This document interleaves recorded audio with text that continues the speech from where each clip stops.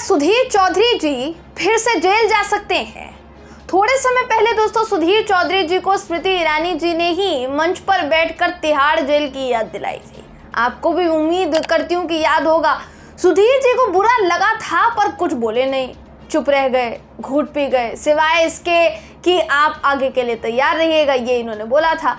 अब इनकी अपनी खुद की गलती की वजह से इनको जेल की हवा खानी पड़ सकती है दोस्तों, क्योंकि इन पर फर्जी खबर फैलाने का आरोप है। जी हाँ, इनके ऊपर झूठ परोसने का आरोप है और उसके चलते सुधीर चौधरी जी के खिलाफ पहले कार्यवाही की चेतावनी दी गई थी।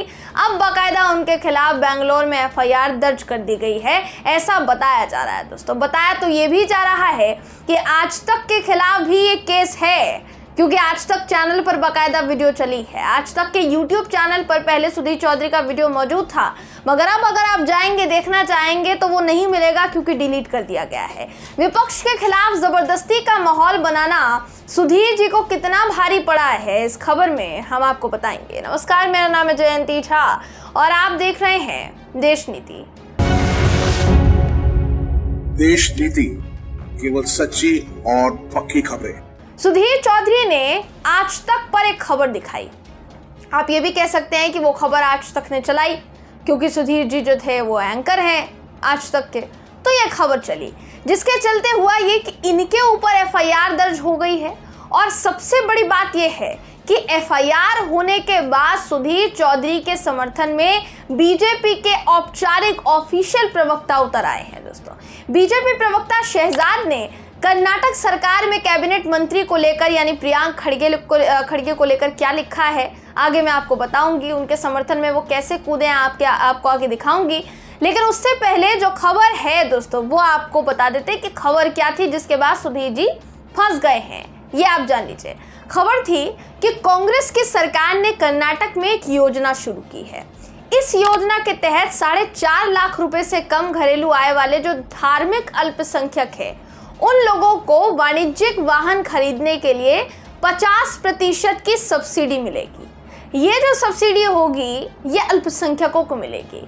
कर्नाटक में 5 धार्मिक अल्पसंख्यक जो हैं वो आते हैं, अगर आप देखेंगे तो मुस्लिम, ईसाई, जैन, बौद्ध और सिख और साथ ही पारसी। अब बेशक इतने समुदायों को अल्पसंख्यक के तौर पर चिन्हित किया गया हो, लेकिन आज तक ने अल्पसंख्यक का मतलब मुस्लिम दिखाया। ऐसा मैं क्यों कह रही हूँ इसको समझिए।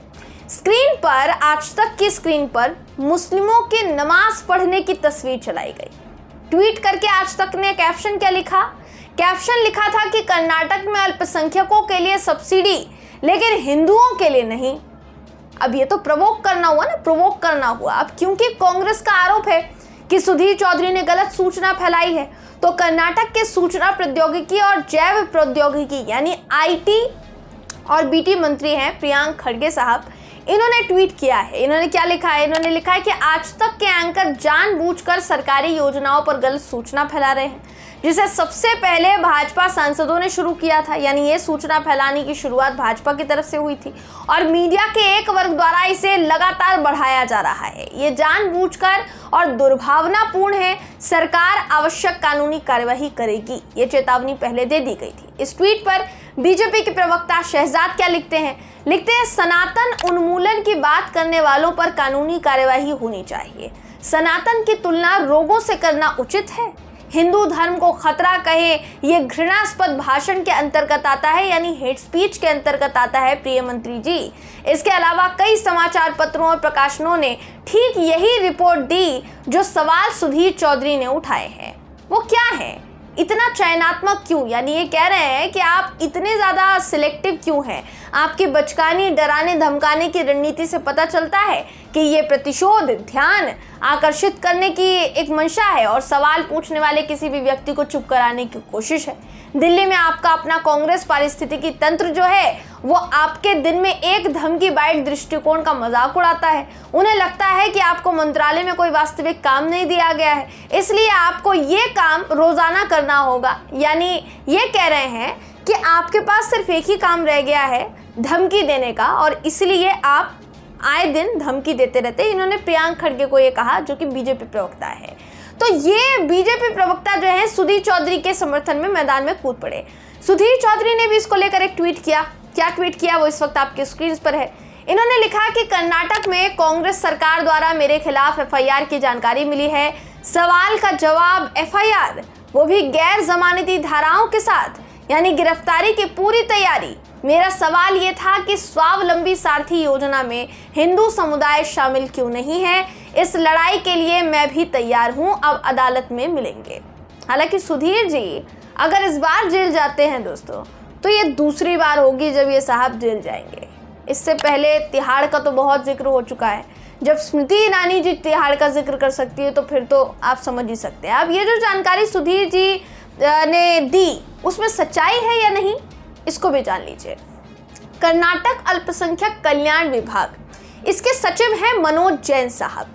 इन्होंने द प्रिंट से बात करते हुए कहा है कि पहले ये जो योजना थी 2.5 लाख रुपए इसमें सब्सिडी मिलता था। अब तीनों विभाग यानी SC, ST, पिछड़ा वर्ग और अल्पसंख्यक के लिए इस बजट में पेश की गई एक नई योजना ये है, अब हम 3 लाख रुपए तक सब्सिडी दे रहे हैं। यानी पहले भी ये योजना थी। इनका कहना है कि 3 लाख रुपए के साथ इस योजना को स्वावलंबी सारथी योजना कहा जाता है। स्वावलंबी सारथी योजना के मुताबिक जिन लाभार्थियों को ऑटो रिक्शा, माल वाहन, टैक्सी ये खरीदने के लिए बैंक ऋण स्वीकृत किया गया है, उन्हें वाहन के मूल्य का 50% या 3 लाख रुपए तक की सब्सिडी दी जाएगी।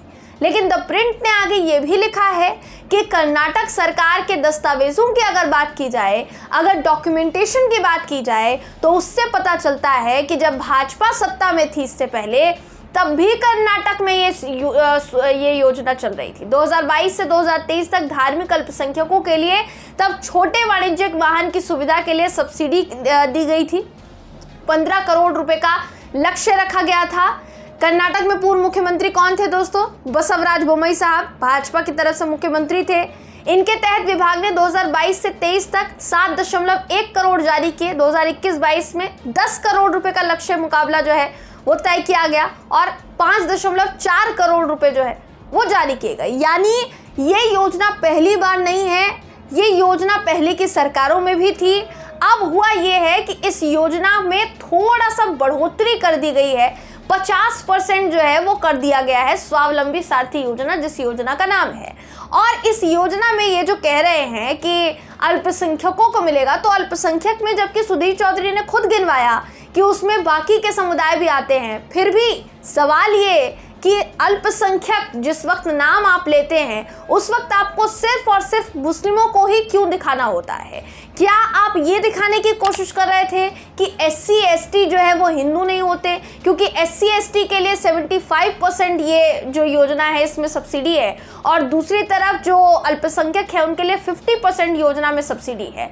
तो अब बताइए इस बात को कि ये किस तरीके से दर्शाए जाने की कोशिश है? क्या ये सही है? क्या कर्नाटक में अभी जो हो रहा है उसको लेकर इस तरीके की खबरें फैलाना ये सही है? अब सही हो या ना हो, कर्नाटक सरकार ने साफ सीधे तौर पर कह दिया है कि फेक न्यूज़ फैलाई गई है सुधीर चौधरी द्वारा। अब सुधीर चौधरी पर कार्यवाही होगी, देखना ही होगा दोस्तों जेल जाने तक बात आ पाती है या फिर नहीं। हम तो उम्मीद कर रहे हैं कि जेल ना ही हो तो ज़्यादा बेहतर है, लेकिन वक्त पर डिपेंड करता है और कानूनी कार्यवाही पर डिपेंड करता है। इनके ऊपर जितनी धाराएं लगी है ये खुद बता रहे हैं, गैर जमानती धाराएं जिसमें जमानत नहीं मिलती है। तो क्या गिरफ्तारी होगी सुधीर चौधरी की? ये बड़ा सवाल है, इसके जवाब का इंतजार फिलहाल करना पड़ेगा। आप इस खबर पर क्या सोचते हैं, आपकी क्या राय है, कमेंट करके जरूर बताइएगा दोस्तों। वीडियो अगर आपको पसंद आया हो तो वीडियो को लाइक कीजिए, शेयर कीजिए, चैनल को सब्सक्राइब करना बिल्कुल भी ना भूलें। फिर मुलाकात होगी आपसे अगली वीडियो में, तब तक के लिए नमस्कार। आपका एक सब्सक्राइब हमारे लिए महत्वपूर्ण है। देश नीति को अभी सब्सक्राइब करें और बेल आइकन को दबाना ना भूलें।